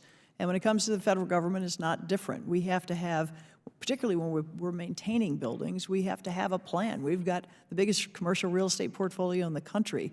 They're all in a different state of need, and we need to be able to have plans to address those things. And the only way you do that is with some certainty. And not having clarity about what a budget's going to be and kicking the can down to the road to the next year doesn't make the cost go down, it makes the cost go up. And so we've seen that happen over and over again because, again, of this lack of funding of the Federal Buildings Fund. And you know what? To be clear, I remember when we had the first government shutdown looming, and we all have our own leases for our properties as well. I had to call my property manager and say, because the federal government can't get their stuff together, just so you know, I may not be able to pay my bills, and I hope you don't kick me out. That's not any way that we should be governing and talking about the fact that we are actually being fiscally responsible, because it's just the opposite of it. Thank you so much for your dedication to this country. I really appreciate your time and for you putting up with the antics. Would the gentlelady yield to a question? Fine. Chair recognizes Ms. Luna. Would you like some time? No, you take your 5 minutes, Ms. All right, Luna. thank you. Ms. Carnahan, thank you very much for being here. And to address the government shutdown, you know, I always find it interesting being lectured on these things when in the last, 20 years, Congress has been broken in the fact that we've been passing nothing but omnibuses and CRs that don't really address the issue and allow us to really do our jobs. So just out of curiosity, how do you justify spending $1 billion on furnishing office spaces that are not being used? The reason that I ask is because we are seeing right now that this country, future generations, me being a new mother and having a child, we're being tapped to really answer for this reckless spending. And frankly, I think that when you have a facility that's not being used in the way that it should be, why should we continue to give you guys funding for that? So I've heard reference to the whole furniture and buying things for empty office spaces. Yes, mainly addressing the telework policy, but yes. Right. So I'm not exactly sure what furniture was being bought, so I can try to look into this. But I will tell you that the government didn't shut down during the pandemic. People were working. Courthouses were operating. Federal facilities and prisons were operating. Embassies were operating. Within reason, though, because I think one of the biggest issues that we had as congressional members is our constituent services were not being handled appropriately because we couldn't reach out to some of the actual agencies because they weren't in the office. I can tell you that, you know, as a new mother, I'm showing up for work, so why should bureaucrats not be held to the same account, right? I mean, if you didn't show up to your job, do you think that you should still be getting paid? Question. Well, yeah, so again, people were working throughout the pandemic. But so because within they were teleworking doesn't mean they weren't working. But In there's fact, also no GSA accountability for it, because I'm telling you that members of Congress were not able to have their constituent services handled accurately because these agencies were not in person, and we could not get a hold of those people. But going back to the unnecessary spending, when you have facilities, if you guys are indeed advocating for telework, though, what's the need to actually have a budget set aside to furnish these facilities? Don't you think that that's wasteful spending? So I think we can agree that we want government to work better and save money. So what I want to talk about and work with you all on is how do we actually do that in practical terms? Yes, agree. But do you think, though, that government should have budget to use a facility if people are indeed not coming in to use that facility? Don't you think that that's wasteful? Like if you were paying to use a home that you didn't occupy, don't you think that it would be kind of a waste of money? So what I'm very eager to work with the committee on is how we can dispose of properties we don't need and optimize our footprint and just keep what we do need. I completely agree. Fully occupied. So I completely agree, and I hope that we can work with you on that, which brings me to my next question. Recently, my colleague, Representative Gates, brought forward an amendment to a bill that would essentially kill any funding for the FBI in a new headquarters building. I think one of the biggest and craziest excuses I heard for them needing a facility, even though I think that right now the FBI is being weaponized, is that they had a mouse problem. But I'd like to share with the American public that here in Congress, we also have a mouse problem in our House. And so I think that that's probably, you know, what's good for the goose is good for the gander. And I think if we're not getting new facilities, they surely don't need one. But going back to what you were saying, do you really think the FBI needs a new facility? I mean, in all seriousness. So I have had a tour of the FBI building, and Congresswoman, I will tell you, it is falling apart. Do you think that there are nets that prevent people from being hit by concrete on the sidewalk outside? There are staff inside the FBI building that are at risk because the building is crumbling. So I do think the FBI needs a new headquarters. But do you think that it needs to necessarily be in Washington? I mean, maybe we could just do Americans a favor and downsize the FBI altogether, and then we don't have to worry about that. Or maybe telework. I mean, it seems that the rest of the federal government wants to just phone in. The FBI, you know, taps phones, though, so it's a little bit different. Well, I guess I would just say that Congress directed us at GSA to pick between 3 sites. 2 sites in Maryland and 1 site in Virginia. We are just doing what we were told to do by Congress in making that site selection. Well, thank you very much, ma'am. I do appreciate that you did say you wanted to work with us on, coming down on some of that wasteful spending. Hopefully, we can fix the furniture issue, maybe even get people back to work. But Chairman, I yield the rest of my time. Thank you, gentlelady. Yields. Chair now recognizes Mr. Moskowitz from Florida. Thank you, Mr. Chairman. How are you doing today? Great. It's Thank good. My Republican colleagues are so concerned about budgets. Meanwhile, they can't keep the government open without Democrats, right? They're so concerned about all of these things, but look what they've done the last, 11 months in power, just utter and complete chaos. And the one thing they want to talk to you about today is this FBI building. Well, I wonder who has texted them and emailed them to talk about the FBI building. And the whole thing, that's it, you're here, about this FBI building. I mean, could that be that Donald Trump is telling them to talk about this FBI building because he's just so mad at the Department of Justice? I mean, it's so transparent. And by the way, I don't know if you know this, we have a war in Afghanistan and a war in Israel. We can't get Israel foreign aid because the speaker decided to politicize it. But they want to talk about furniture. Oh, that is definitely on the American people's mind, right? Right there with gas stoves and ceiling fans, other hearings we've had in this committee. The chairman mentioned something, actually. He said that the Biden administration can't have it both ways. And I agree with that, Mr. Chairman, which is why I'm happy to yield you some of my time today, Mr. Chairman, because I think you owe it to the American people to explain why you've gone on Fox News and told people that while the president was out of office, he had a loan with his brother, and in a way they were evading taxes. It has come out in the public that you also do business with your brother with potential loans. And so since you have framed that and manipulated that with the American people, that Joe Biden did something wrong when he wasn't in office, I just would like to know if you would like to use some of my time. I would love it. Okay. You retweeted that story. Completely false. I've never loaned my brother 1 penny. My father, who was a dentist, had some farmland. He died, and my brother couldn't afford, he wanted to sell it, but he wanted to keep it in the family, so I bought it from my brother. That story that you tweeted also said I had a shell company. That is bullshit. You can come to Monroe County and look at all the land that is titled in that LLC. I think that the problem is, the White House tried to get CNN to write that story. They went around and investigated all this bullshit that Ian Sams is trying to tell people that only dumb, financially illiterate people pick up on, and said that it was a shell company because it was an LLC. They're so financially illiterate that you think because something says LLC, it's a shell company. This company, which I financially disclose, has properties, okay?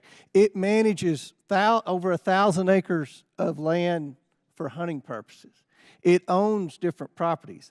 I'm one of the largest landowners in my home area, okay? I went to the bank and I borrowed money and I bought that land. I didn't get wires from Romania, China. My family doesn't get wires, okay? Never loaned my brother money. Don't have an LLC. But you and Goldman, who is Mr. Trust Fund, continue to try to reclaiming my discredit. time. No, I'm not going to give you your time back. We can stop the clock. You all continue to, you look like a Smurf here just going around and all this stuff. Now listen. Mr. Chairman, I'm going to tell you something. Hold on. If we're not on time, we spew can disinformation. You have gone on TV and said the president did something illegal. You're doing stuff with your brother. The American people have the same questions. Why should they believe you? Why should they believe you? Why should they believe you? There's a different rule for the president. There's a different rule for you. Why should they believe what you're saying, Mr. Chairman? Why? You go on Fox News and say loans and deals are a way to evade taxes. We don't know that's what you're doing or not. We don't know. We have no idea. We're supposed to take your word for it. But when the president says something, you've already been proven a liar, Mr. Moskowitz. What's that? You've already been proven a liar. Who's proven me a liar? You? Yes. Your word means nothing, Mr. Chairman. Go to my hometown. There's a camera crew there today, an opposition research crew there today. Mr. Chairman, this seems to have gotten under your welcome. this seems to have gotten under your skin. I'll pay for your ticket. I think the American people have lots of questions, Mr. Chairman, and perhaps you should sit maybe for a deposition. I and would. we can I ask will those be questions. happy. I will sit with Hunter Biden and Jim Biden, and we can go over our LLCs. That'll be great. I'll make sure the ranking member let's do that. is happy Let's do that you'll We'll sit be at, transparent. sit at a table. Mr. All right. Chairman, I make a point of order What's your- that we should return to regular order for the benefit of the other The members ranking who member are- makes a good point. I'll reclaim my time, Mr. Chairman. I'll wrap it up quickly. All I'm saying, Mr. Chairman, is you may have done nothing wrong. No, But you tweeted that I did. I'm reclaiming my time, Mr. Chairman. There's a story out there, right? Because we believe everything in the media, like when you go on Fox News and say things and everyone says that they're true with innuendos and ifs and maybe, the Biden family, the crime family, all this nonsense. But when it happens to you, it's fake news. And what I'm saying is there So should you be admit the it's same. fake No, news. I'm reclaiming my time, Mr. Chairman. There should be the same standard. You said at the beginning of this hearing, the Biden administration can't have it both ways. Neither can you, Mr. Chairman. I yield my time back. Thank you. Chair now recognizes Ms. Tlaib. Thank you so much. Administrator, I actually have questions for you. Climate crisis is a huge issue for my residents and constituents back home. I actually grew up in a neighborhood where I thought that smell and that amount of pollution was normal. And, you know, we are now seeing every month passes, you know, new quote, hottest month on record, even this just past summer. So the horrifying truth is that our cost of climate crisis is only getting worse, no matter how much my colleagues try to ignore it. Administrator, I understand that as of last year, the GSA reduced greenhouse gas emissions from its real estate portfolio, I think by almost 60% compared to 2008 levels. Can you talk about that and what steps you all took in reaching that goal? Yeah, thanks for that question. You know, the good news is today there are so many more technologies and efficiencies that we can put into our buildings that have a huge impact. So I always talk about it as a triple win. It's a thing that is creating jobs in America. It's reducing costs because we're making buildings more efficient, which means lower energy costs, which means lower cost to taxpayers, and we're helping the climate. And so that is the sort of magic moment that we're living in right now. We hold properties for a long time, so it's I think are we the largest property owners in the United States? Yes. And so we hold properties for a long time, so it's a little bit different than you think if you're at home and thinking, do I put solar on the roof? Do I do my windows? Because what would the payback be? For the government, we hold buildings for a long time, so it makes sense for us to make these investments today, and when we do, it has an impact reducing greenhouse gases, but also saving money. We know this all makes sense for our health and everything that you talked about, economy, but you know, for my residents, it's always been about their public health and our planet that we all live in. But you can tell us, you know, also tell us if this is also fiscally prudent. I mean, this is saving money, especially when a lot of my colleagues, you know, want to ignore the fact that this is actually increasing the cost on Americans across every corner of each of our districts when we don't address this issue. Can you talk a little bit more about, again, to kind of address folks that think we're spending, we're not, and only spending, when I know from reading and knowing what you all have been able to do, it actually has saved money for our Americans. Yeah, we're saving money all the time. I want to give a little story about a building in Oklahoma City. It's a federal building there that was put up after the last one was destroyed, so it was a relatively new courthouse. But we did a deep energy retrofit there, and when we did, it reduced consumption by 40%. We put solar on the roof, and that meant the whole building could be run by solar. We put big batteries in, and that meant that the grid, Oklahoma Gas and Electric, can actually tap into that battery source. So we cut costs by half and made the grid more resilient. That's what being a good neighbor is about and what we can do with these federal facilities. Yeah, and according to analysis I read, as ICF Climate Center says, fleet electrification, for instance, could save the federal government about $6 billion over the next 15 years, surpassing additional $4.6 billion it would cost to actually purchase those vehicles. So it is really important. Briefly, what are some of the other ways GSA is combating the climate crisis that you didn't talk about? I love the Oklahoma model, but anything else that you all might be doing? Yeah, just last week we announced that we were investing about $2 billion across the country in 150 projects that will do a lot to reduce energy costs and reduce greenhouse gas emissions. We received some money in the Inflation Reduction Act for what's called low-embodied carbon building materials.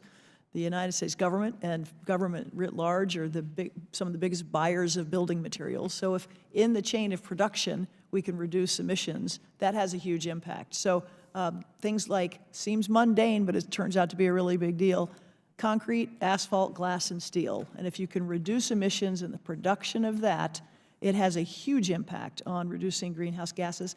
And the greatest thing, I know I'm using a lot of your time, is I was out at a concrete manufacturing facility outside of Kansas City. I went to Topeka to make this announcement. And they are embedding carbon in concrete, 30% reduction straight up of greenhouse gases. And guess what? No extra cost. So this stuff makes sense, and that's what's so exciting about it. No, and I think my colleagues need to hear that. I mean, they continue to say it's too expensive, but failing to act, I think, is more expensive, not only on our public health, but even the cost on American jobs. It really does create jobs and just a future for many of our grandchildren and great-grandchildren. Thank you so much. I yield. Gentlelady. And without objection, Representative Ivey from Maryland is waived on to the committee for the purpose of questioning the witness at today's hearing. Thank you, Mr. Chairman. I appreciate the opportunity. Madam Administrator, good afternoon. I apologize for getting here so late, but we had a hearing next door. But I did want to come by because it turned out apparently the site selection for the FBI headquarters became an issue here at the hearing, and I wanted to have a chance to ask you a few questions. There's been quite a bit of public discussion about it, but part of it centered around the FBI director sending a letter that raised questions about the selection process at the 11th hour, and also essentially accused a public servant of being engaged in a conflict of interest. I wanted to get your thoughts on that and your reaction to it. Well, thanks. We have talked about that quite a bit today, and I am proud of the work that our team did on that. It was inevitable that someone was going to be disappointed between two states that were working very hard to land this facility. What I have said from the beginning is that what was most important to me is that we have a fair and transparent process for making this decision, that everybody can see how it was made, the rationale behind it, and to decide on their own whether they think it was a legitimate decision. We've put hundreds of documents online, including the Site Selection Authority's final decision, and I just encourage everybody to take a look at it. It's a 40-page document. It's well-reasoned. It followed our process, and I'm fully confident that in the decision they made, and now it's our job to build a facility that is worthy of the FBI. And just to ask you specifically about the conflict of interest allegation, what's your view on that? Do you believe there was a conflict of interest, or did the agency take steps, did the administration take steps to make sure that was not the case? Yeah, no, sir. There was no conflict of interest. We understood that our PBS commissioner's former employer was WMATA. We knew that in the beginning. We made sure to fully vet the appropriateness of her participating in the FBI selection and site selection at that time, so 2 years ago. So fully vetted, number one. Number two, after receiving the letter from Director Wray, I went back to my general counsel's office and said, I want you to look into these concerns that have been raised and make sure we did the right thing, that we followed the process, that all was well. And my general counsel returned and said, none of these have merit. You should be fully confident that the process was followed and that there was no conflict of interest. I also wanted to ask you about next steps. Now that the site selection has been made, what are the next steps that GSA will take to make sure that this moves forward expeditiously? So Congress has been very clear with us that they wanted us to make a site selection and do that expeditiously, and so the next step for us will be developing a prospectus that we'll come back to Congress with. How long do you think that will take? I can't say for sure. I know that there was some language, I think, that said 180 days in one of the bills. That is a very, very robust timeline that I'm not sure is realistic given the size and scope of this project, but know that we're very focused on moving forward. Robust sounds good to me. And I did want to ask you this as well. Is there information that you need from either the FBI, the Department of Justice, or both in order to move forward with the prospectus stage? Well, thank you for that question, because we're not going to build a building without the support and interest of the FBI at heart. Their mission is what this is all about, and so they need to describe what that is for the facility going forward. So we'll need to be collaborating. All right. And when will that get on track? I hope very soon. I'm hopeful that the project teams are speaking even now. Now, I know there have been objections that were raised and suggestions about an IG investigation and the like, but my hope is that this prospectus stage will move forward, whether it's got to be on a separate track or not, but it needs to move forward expeditiously, I believe. They need to get out of the building that they're currently in part because in some ways it's falling down. And also, I think delay adds to costs, but I'd like to hear your thoughts on that. Well, just as a general matter, delay does add a lot to cost. This particular project has been, discussed. You probably know better than I do, but I think 15 years.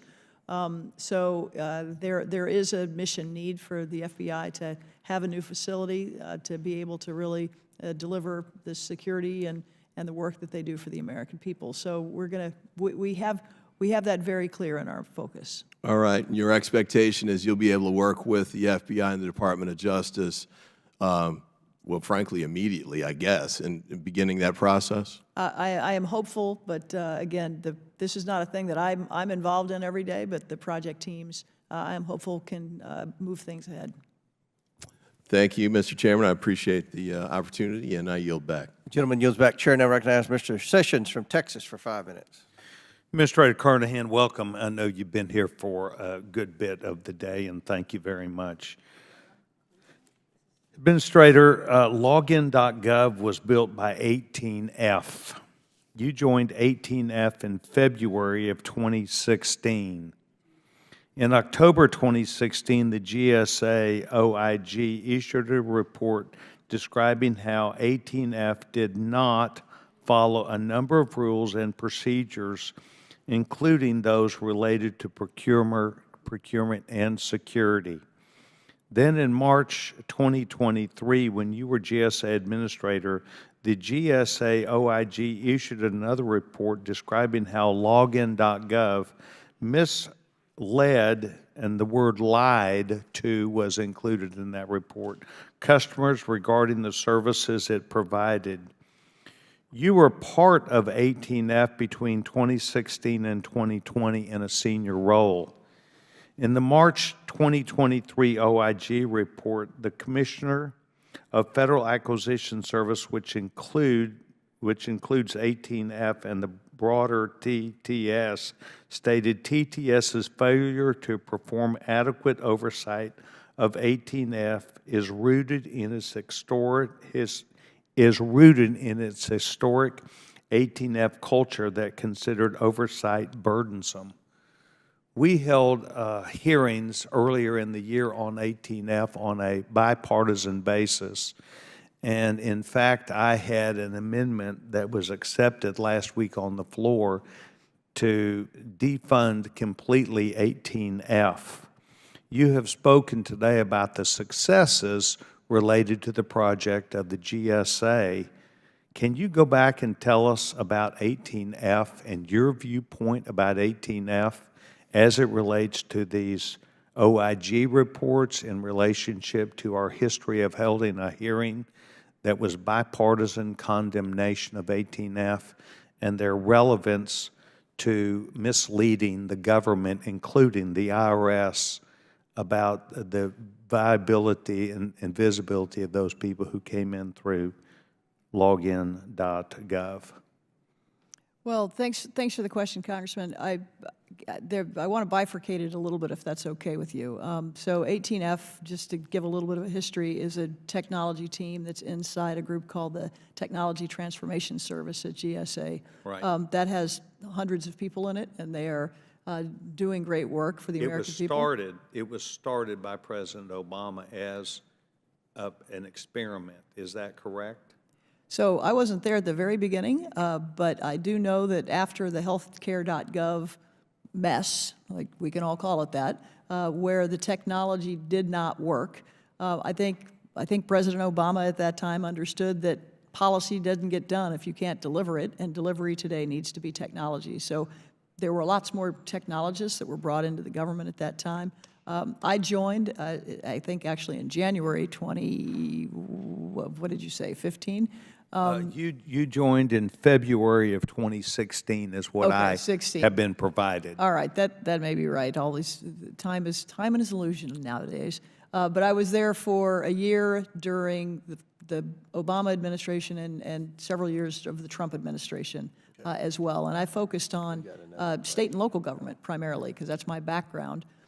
What I found when I was an elected official in my home state is that too often you're reinventing the wheel all over again. Yes, ma'am, but let's go to the subject of that, and that is that it would be considered, if it were not in government, a complete fraud, a fraudulent operation that operated outside the scope of its own laws and its own responsibilities.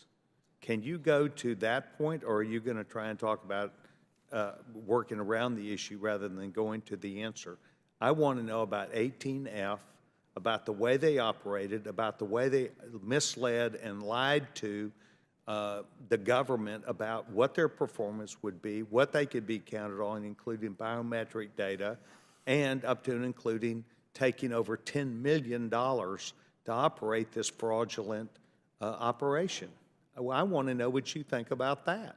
Well, look, my job is to make government work better for the American people and save money doing it. So Okay, that's thank what you I'm very going to much. continue to Thank you try very to much. focus on. Well, Mr. Chairman, this is something that is why we held this hearing and why, on a bipartisan basis, there was complete agreement that we should defund that organization on a moving forward basis.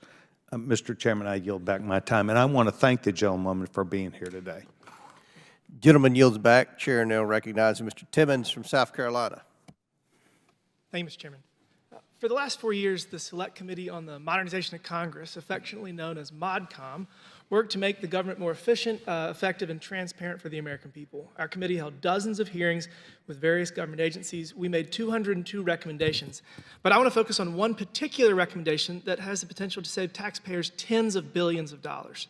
Recommendation 136 states that the GAO shall submit a report annually on the estimated cost savings of its unimplemented recommendations. As we worked to implement all the recommendations, my colleague, Representative Derek Kilmer, and I introduced H.R. 7331, the Improving Government for American Taxpayers Act, which was signed into law at the end of last year.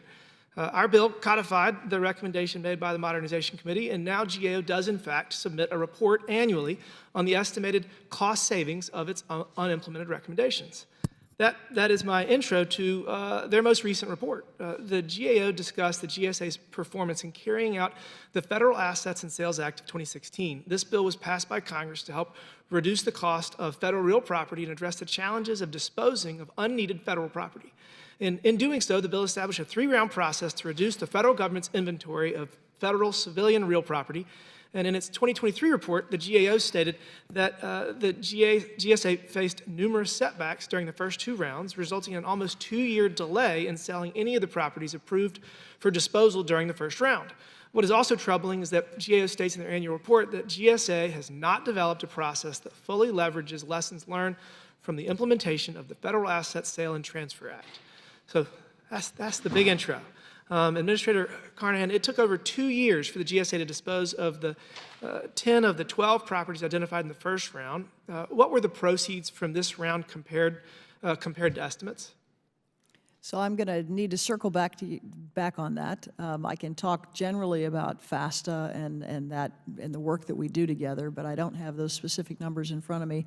The idea that we can save money by consolidating and disposing of real estate, I could not agree with you more. I think we are in this really unique moment where we can both get out of leased space, which is very expensive, and cut that dramatically. Listen to this.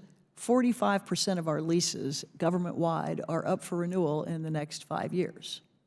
That's good news. That means we ought to be able to move people out of that into owned space. Well, and there's also an issue of what percent of the occupancy we are. But so I guess the answer to my question, I think, is the proceeds totaled $194 million, but the estimate was supposed to be $419 million. We can follow up on that and circle back. So what processes did the GSA implement during the second round to bring additional efficiencies to this process? Maybe you don't have that offhand. Did you learn from the first process that didn't seem to go that well? So I know that the team has taken learnings from that, and I apologize that I don't know all of those as we sit here, but I will certainly circle back with the team. I will tell you just again, we are in violent agreement on the need to shrink our real estate assets and to optimize. What I want to do is work with the committee to figure out how to get blockers out of the way to do that faster. Well, whatever we can do to help you to reduce the inefficiencies with all of our leases, and I mean, the occupancy percentages is very concerning. I guess really I would just ask you to learn from the first round and try to get some lessons learned and then implement those for the second Can I just say that that's not the only way we dispose of buildings? Just last week, we announced 23 assets around the country that we plan to dispose of to start the process of disposal. And it's going to save over $1 billion and cut our real estate footprint by 3.5 million square feet. And how do you assess what properties are going to be underutilized or unneeded, and what can we do to help streamline that so we're not re-signing leases that you may want to get out of, but you have some bureaucratic red tape in the way? What can we do to help? Yeah, so I've talked about this today. There's a thing called the Federal Buildings Fund, and it was established by Congress back in the 70s, and the idea was that rent that was paid by agencies goes into the fund, the leases are paid out of that, and then property that is maintained by the government uses that fund to maintain. That money has been siphoned off every year for the past 12 years at about $1 billion a year, which means we've got deferred maintenance and we have things we cannot do. So the number one thing that we could do to speed up this process is have predictability in our federal buildings fund. We're not asking for more money. We're asking for the money that is supposed to be there for federal buildings. Thank you. I would just ask you to use us to try to hold these agencies accountable and to pressure them to consolidate wherever is possible. And with that, Mr. Chairman, thank you. I yield back. Gentleman yields back. Chair now recognizes Mr. LaTurner from Kansas for 5 minutes. Thank you, Mr. Chairman. Ms. Carnahan, thank you for being here. I grew up in a small town in southeast Kansas, Galena, Kansas, a town of about 3,000 people, about 5 minutes away from Joplin, Missouri. I was in the Joplin media market. So I've long been aware of you and your family's impressive legacy in Missouri politics. I appreciate you being with us here today. I was just in Topeka last week. Where you? Well, that's where I live. The COVID-19 pandemic is long over. Kansans across my state returned to in-person work nearly 3 years ago. Yet a majority of taxpayer-funded bureaucrats in our federal government are still working from home. To make matters worse, the General Services Administration continues to sign leases for empty office buildings. All the while, my constituents wait weeks on end to hear back from agencies on issues ranging from tax returns to veterans benefits. Not only has teleworking been proven to be bad for productivity and quality of service, but multiple studies since 2020 have shown that remote employees have relatively higher rates of depression and anxiety when compared to their in-office counterparts. Simply put, federal agencies' post-pandemic telework policies do not serve their employees and are a raw deal for taxpayers. It's past time for federal government to join hardworking Americans across our country and return to work in person. Now, Ms. Carnahan, you have somewhere around 12,000 employees. Right. What percentage of your employees are in person as opposed to work from home? Yeah, so GSA has actually leaned into telework for 20 years through lots of administrations. And what we found is that we can increase productivity and we can save money by reducing our real estate footprint, but it really depends on the job. So some jobs require people to come in every day. If you're a building manager, you've got to be in a building. You're running a building. If you're a project manager, you don't need to be in an office. You need to be on the project job site to make sure things are getting done. If you are an acquisition person, you might be embedded with the team at the Army or wherever that you are helping. So we have lots of different job classifications. And so there are some that are also fully remote, particularly technology teams, because what we found is that we can get more talent if we can get them spread out all over the country. So it really, for us, depends on the job. What are the numbers on that, though? Most people are required to come into the office, at least some, but there are about 40% that are fully remote at GSA. And as I said, we've been doing this for 20 years. Let me ask it another way. What percentage of employees are full-time in person? So if somewhere over 40% are remote, fully remote, that would leave the rest. Well, but you said some are hybrid. So I'm wondering what percentage are fully in person? Like how many are building managers that show up in buildings every day? How many of your 12,000 employees show up to work every day in a government office? Right, people are working every day, but they might be working in other locations. So I will have to get you the numbers on how many are actually on site in an office of GSA every day. We have to balance equities here. Like I fully understand the point of sometimes it makes sense for folks to work from home. My contention, though, is that when you have backlogs for my constituents to get information from their government, we're paying for office space for these folks to show up to work every day. They ought to be showing up to do their job. Do you have a comment on what I mentioned? Because I think me, like a lot of folks, when the pandemic first happened, we thought, oh, wow, we have all these new tools that were quickly developed so folks can work from home, do a hybrid, and maybe that makes more sense. But we've seen a lot of research that shows that it's not good for our mental health. We're social beings. We need to interact with folks.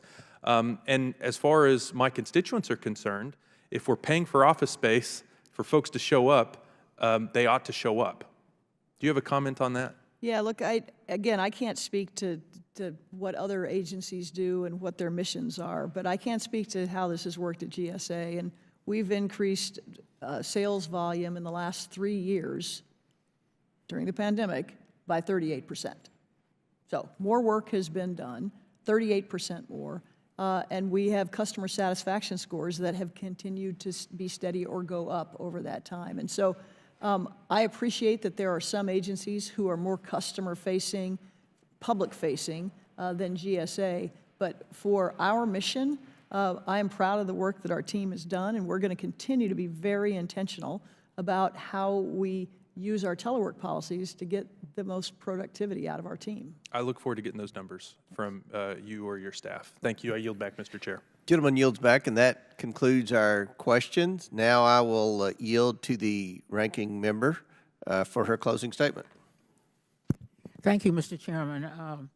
I want to once again thank Ms. Carnahan for appearing before the committee today, making herself available for the second time. Before we gavel out, it is essential that we highlight the need to fund the federal government, which includes critical funding for GSA. In just a few days, government funding will lapse, and many of the services the federal government provides to our constituents and to this nation will come to a halt. More than 7 million moms and children will lose critical nutrition supplements through WIC, including more than 11,000 people in the District of Columbia alone. More than 1.3 million active duty service members will have to go without pay, including another 11,000 people in the District of Columbia. Let's make sure to do our job and adequately fund this government. Thank you, Mr. Chairman, and I yield back. The gentlelady yields back, and I want to conclude by, again, thanking Ms. Carnahan for being here, and just reiterate, the purpose of this hearing is to try to save money. That's what the House Oversight Committee's purpose is, to investigate waste, fraud, abuse, and mismanagement in the federal government. We're going to spend nearly $2 trillion more this year than we take in tax revenue. That is not sustainable. That is the root of a lot of our problems that my friends on the other side of the aisle referenced with respect to the challenges getting to 218 votes in a spending bill. We spend too much money in Washington. And what we want to do on this committee is find ways to save. And there's an obvious way to save money in the federal government. We have too much office space. Now with the Biden administration's push for telework, we have even more office space. And even the mayor of Washington, D.C., Mayor Bowser, supports our efforts to, number one, get people back to work, get the federal employees to actually go back to work to improve productivity. But again, that's not a priority for the Biden administration. But what's a priority for this committee is to get the backs of the American taxpayers. And we want to work with your office to try to come up with ways to save substantial sums of money. And I think it would be in the best interest of the District of Columbia, as the mayor has pointed out, to utilize some of this empty office space building that's had such a detrimental effect on downtown retailers and small businesses, many minority-owned businesses, as my colleagues on the other side of the aisle pointed out. So we've got to get serious about saving money, eliminating waste, fraud, and abuse, and I think this was a very productive hearing. Obviously, we're going to do the bipartisan, requested bipartisan IG report on the site selection. It just seems like everything that the FBI touches has a bit of a stench to it these days. And we want to make sure that at the end of the day, somebody in this town gets the backs of the American taxpayer. And the one entity that I believe is making an effort to do that is the House Oversight Committee, thanks to this side of the aisle. So, Director, again, Administrator, thank you for being here. And in closing, I think that there's a lot of opportunity moving forward to save money for the American taxpayers and to find better utilization of all of this empty office space that the taxpayers are still having to maintain, even though the federal workers aren't going there and don't appear to ever return at this rate to those many of those empty office buildings in this town. So with that and without objection, all members will have 5 legislative days within which to submit materials and to submit additional written questions for the witness, which will be forwarded to the witness for her response. If there's no further business without objection, the committee stands adjourned.